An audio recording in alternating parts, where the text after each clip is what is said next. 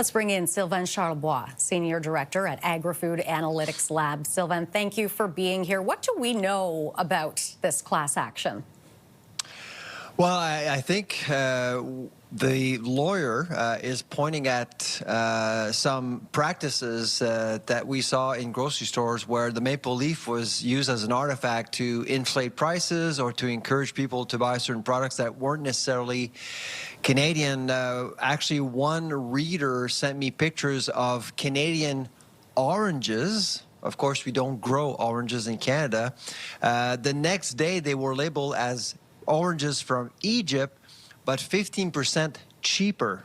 That's clearly a case of maple washing, and I think a lot of people are running out of patience, and that's why we are seeing more of these class actions, simply because there's just no tolerance for these things now. Very interesting. So, as Canadians shopping in grocery stores, what do we need to be looking for to make sure that what we're buying is actually Canadian? Well, actually, I encourage people to denounce and use social media. Make sure that there is a mistake, and in the case of Canadian oranges, and I've seen some Canadian almonds as well, by the way, Renee, just go to management and tell them there's a mistake, and they'll fix it.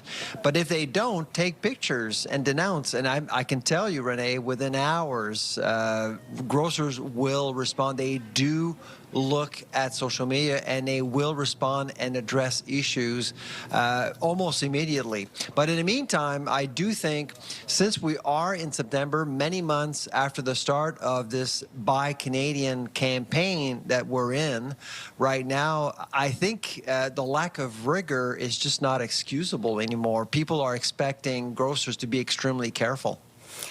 Big grocery has not exactly been in the good books of every Canadian over the past, the recent years. What effect could this have on consumers' trust of grocery stores? Well, as you know, as of Thursday of this week, people can actually claim their $100 due to the bread price fixing scandal, which lasted 14 years, cost Canadians more than $5 billion.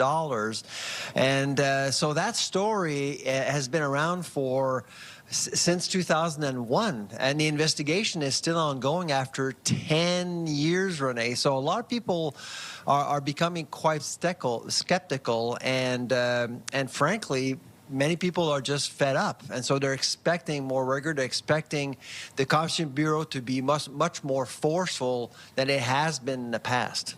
It's a very interesting concept here, an interesting chat that we've had. We'll have to leave it there, Sylvain. Thank you very much for being here. Take care. That's Sylvain Charlebois, Senior Director at Agri-Food Analytics Lab.